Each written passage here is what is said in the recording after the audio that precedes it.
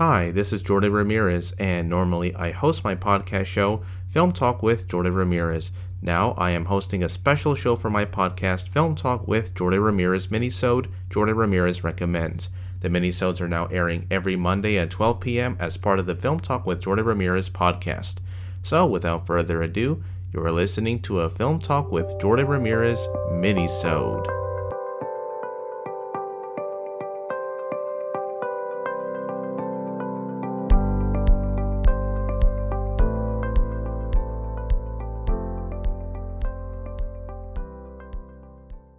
My recommended film is the experimental adventure story The Boy in the World from 2013, directed by Ale Abreu, starring Vinicius Garcia, Lou Horta, and Marco Aurelio Campos. A young boy played by Vinicius Garcia who lives in the rural village is sad that his father has not come back home, so he decides to leave his home and is on a journey to find his own father. What he finds when he makes the journey outside of his home is even more extraordinary than he could ever imagine. It's a world full of bug-like machines, factories, parades, music, and a disparity between the rich and the poor in the city during his travels. It is an amazing experimental film that I enjoyed from beginning to end that does not involve dialogue. The story is instead told through images that speak louder than words. When I watched the film, I noticed that the first images that came to mind, they were mostly a series of kaleidoscopic shapes and colors that, at first, I wasn't sure what was going on. It ends when we zoom out of a rainbow-colored rock and see a young boy with a horizontal red and white striped shirt listening to the music that is coming from that same rock. The animation throughout the entire film is experimental and abstract,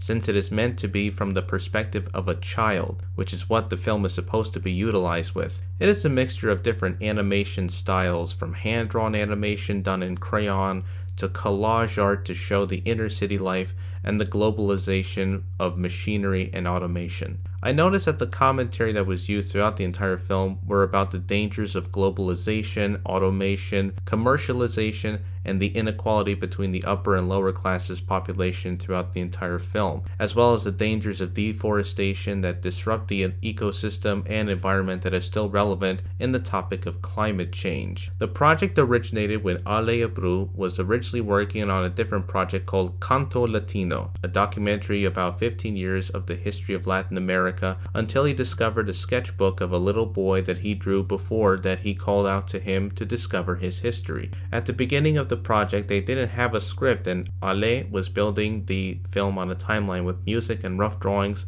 as a reference point by using an animatic that was the guideline for the film. Ale would then work on animation that would be scanned into the computer, such as crayons, textures, colors, paintings that were each made separately and later put together on the computer by graphics artists that were working with the filmmaker. When asked in an interview with Deadline.com about whether the film comes from his own experience of the world as a child, Abreu responded, "I think everything that we do in terms of art is inside of us, and I tried to get it close to the boy that I was, like every adult that brings the baggage with themselves.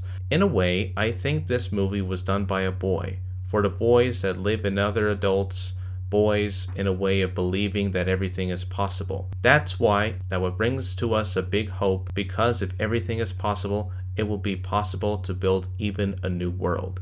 Abreu was also asked in the same interview about the medium of animation and if it is ever difficult to conceptualize to his team of animators. Abreu said, quote, "It's interesting. Something that we tell the whole team that was very important for them to understand was to think about the screen of the computer being a blank sheet of paper. The universe of a film is a 2D universe. It's flat, and I wanted to be able to surprise the spectator with the breaking off of this 2D image, because at the same time, it's a film that has a 2D and a 3D sensation.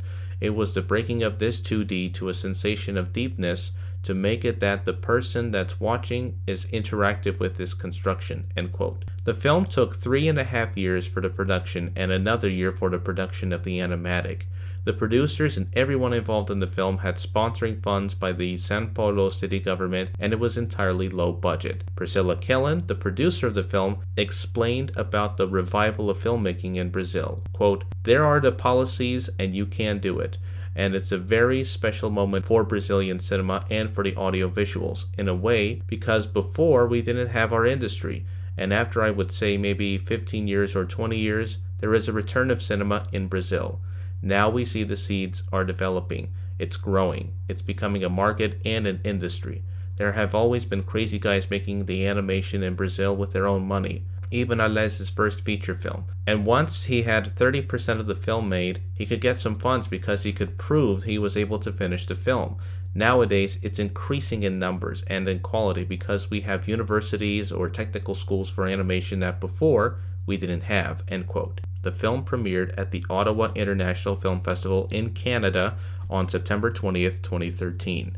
It later made its US debut at the Seattle International Film Festival on May 24th, 2014, and was later given a limited release on December 11th, 2015. The film was a critical favorite, earning positive praise.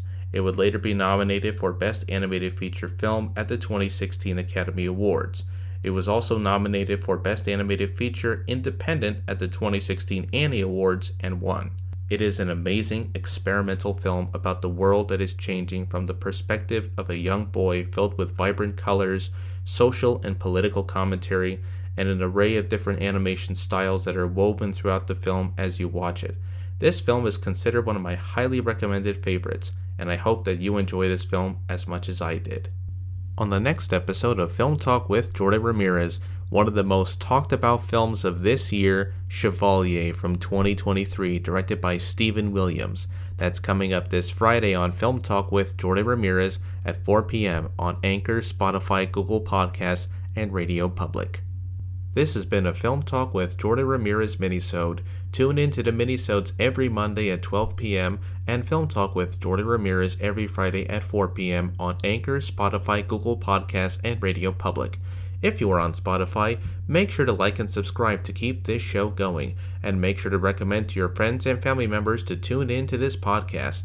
I also have my own YouTube channel, Film Talk with Jordi Ramirez, where you can watch my video podcast, and make sure to like and subscribe.